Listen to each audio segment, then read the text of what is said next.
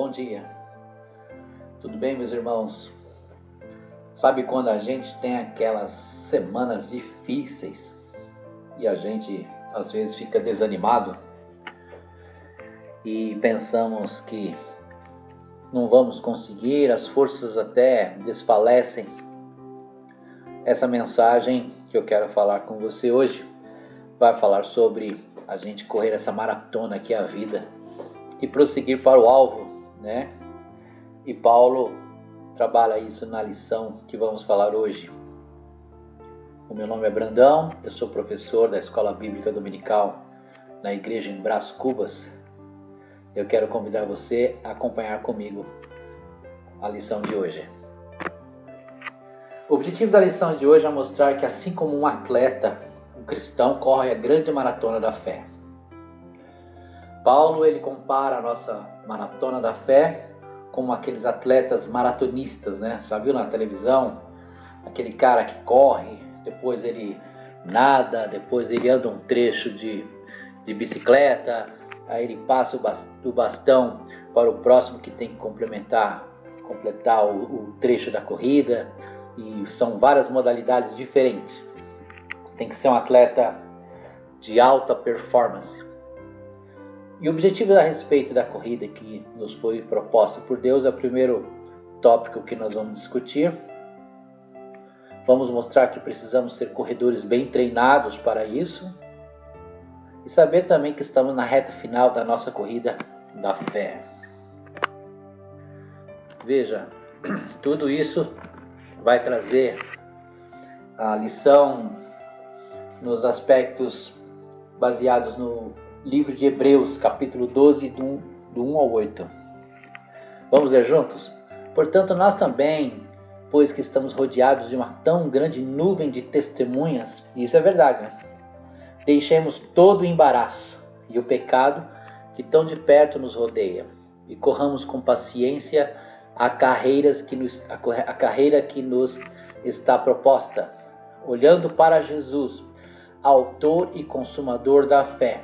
Veja, tem muita gente que não olha para Jesus, começa a olhar para um monte de coisa.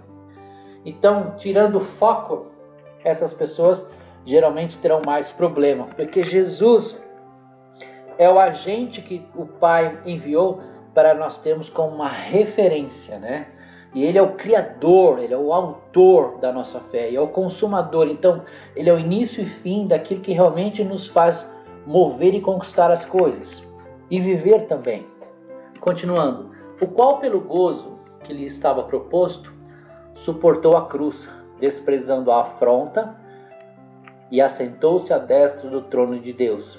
Considerai, pois, aquele que suportou tais contradições dos pecadores contra si mesmo, para que não enfraqueçais, desfalecendo em vossos ânimos. Olha só, Paulo está falando. Ele está dando uma receita aqui para que a gente não fraqueje, né? Vejo que nesse tempo difícil que nós estamos vivendo, o alto índice de suicídio, né, tem nos assustado. Muitas pessoas estão desfalecendo até da vontade de viver, porque é tanta notícia ruim. Mas a mensagem de Paulo é uma mensagem de ânimo, para a gente aguentar o tranco aí. Versículo 4. Ainda não resististes até ao sangue, combatendo contra o pecado. E já vos esquecestes da exortação que argumenta convosco como filhos.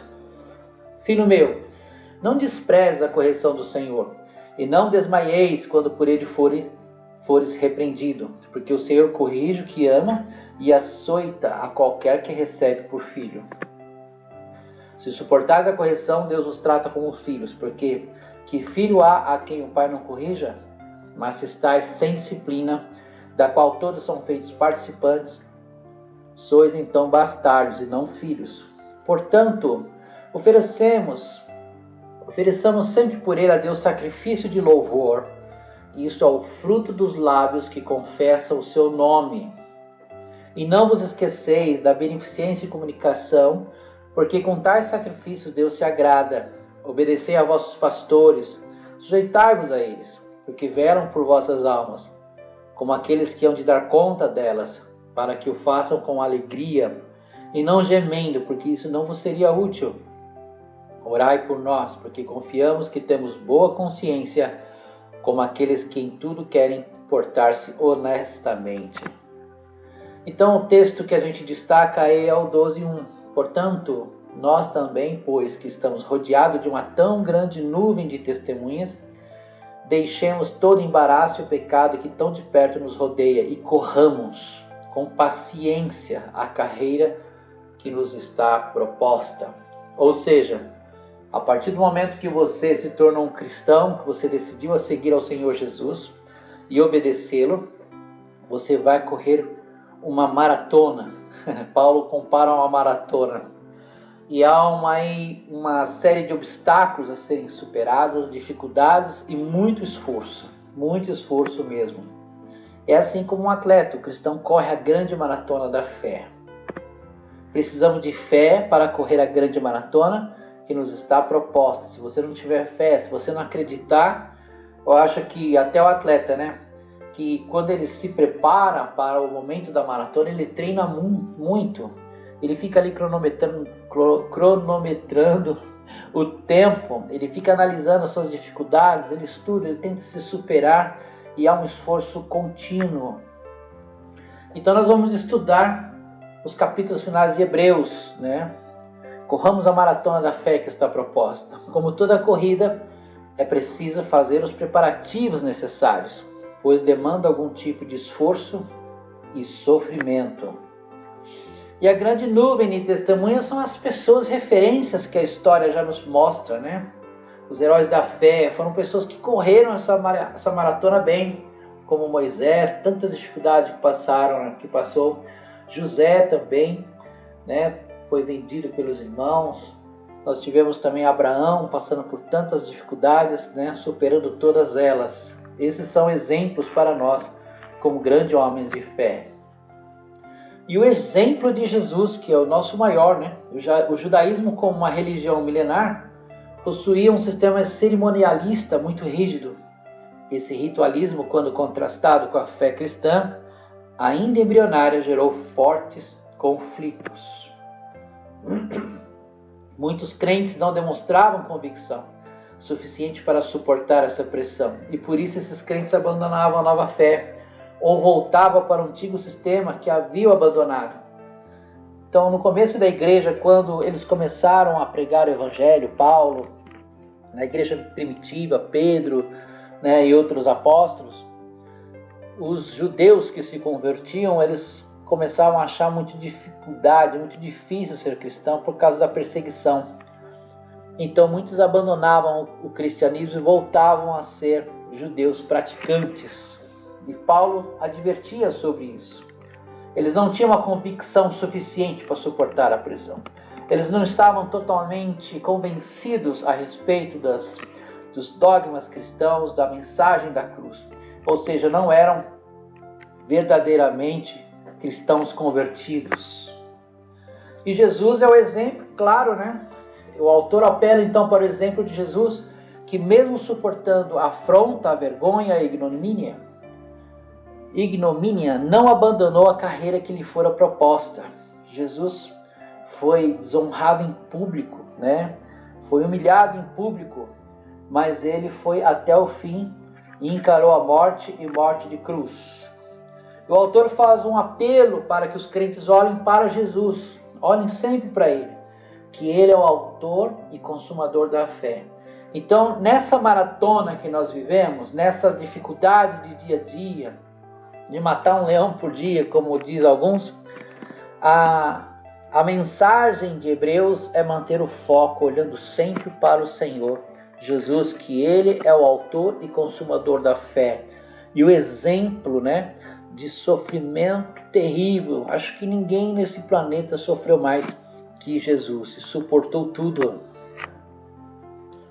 O sofrimento é uma realidade, não tem como, a gente imaginar uma pessoa que viveu nesse mundo e não sofreu nada, O sofrimento nos rodeia, e o autor de Hebreus não nega em nenhum momento desconhecer a realidade pela qual estão passando. Enquanto muitos viam o sofrimento como sinal de reprovação, o sofrimento é tido pelo autor como um instrumento pedagógico usado por Deus, ou seja, como É como se nós fôssemos lapidados a partir dos momentos que estamos passando por sofrimentos, passamos por dificuldades.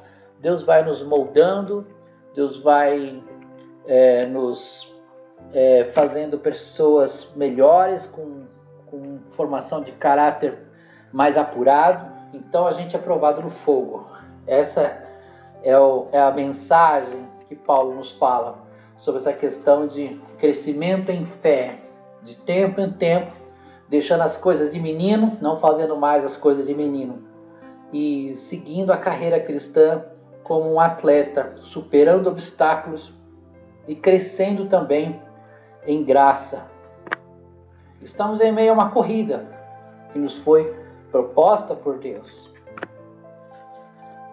E os corredores bem treinados, eles têm umas regras, né? Primeiro, eles mantêm a mente limpa. Eles não podem ter nada que os distraia, nada que os tire do foco.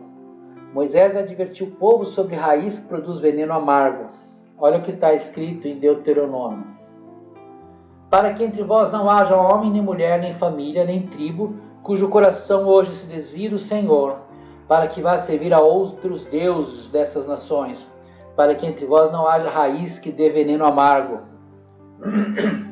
Aqui, raiz que dê veneno amargo, ou raiz de amargura, tem sentido de males da idolatria e seu fruto amargo, a apostasia que pode contaminar toda a comunidade.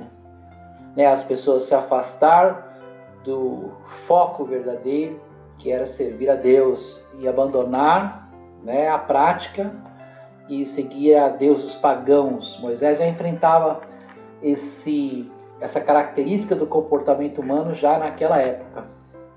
Tendo em mente, a mente limpa, aqui o autor de Hebreus também não trata a raiz de amargura como ressentimento ou mágoa, mas como incredulidade e desprezo com as coisas de Deus. Isso é o que nós mais vemos nos tempos de hoje, incredulidade e desprezo com as coisas de Deus. Há um perigo aqui. E o pior é que isso contamina, Isso contamina. Assim como uma pessoa bem motivada em chamar a outra pessoa para orar, para participar das reuniões, ser ativo em ministérios na igreja, existem aqueles que falam e contaminam e prejudicam o corpo de Cristo, com essas raízes de amargura. Temos que valorizar as coisas espirituais, porque tem exemplo de pessoas que desprezam, como a história de Esaú. Esaú trocou a sua bênção, a sua primogenitura, por uma simples refeição. Trocou por uma sopa, um prato de sopa. A indiferença religiosa conduz à apostasia espiritual. Então são dois estágios. Quando a pessoa começa a desprezar e começa a ter uma indiferença, o caminho é a pessoa se afastar e abandonar o caminho do Senhor. Se alguém está regredindo e voltando atrás, é porque não está dando real valor à salvação recebida, uma salvação que custou caro, um plano eterno e maravilhoso de Deus, no qual Ele enviou o seu Filho e suportou tudo o que suportou e morreu morte e morte de cruz. Então, uma salvação que foi conquistada pelo sangue de Jesus no Calvário. Para vencermos a corrida que nos foi proposta pelo Senhor, precisamos de treino. É verdade, por isso que tem os professores, tem a palavra, tem os pastores que vão nos ensinando a memorizar, conhecer a palavra de Deus.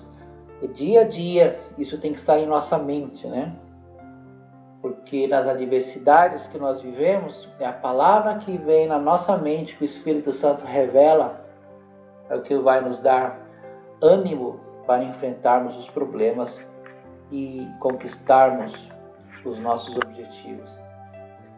Valorizar a liderança é importante, Paulo está falando aí, obedecei a vossos pastores, sujeitai-vos a eles, porque velam por vossas almas como aqueles que hão de dar conta delas. Veja, é um trabalho muito difícil ser pastor, porque administrar problemas, E administrar problemas não é fácil.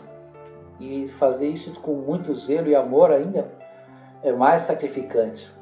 E essas advertências, exortações que mais se repetem nesse capítulo é feita em relação a respeito devido aos líderes da nossa comunidade cristã, onde a respeito pela liderança prevalece a anarquia, ou seja, quando as pessoas não respeitam líderes, a opinião de cada um começa a entrar em conflito e o que aparece é a bagunça, a anarquia.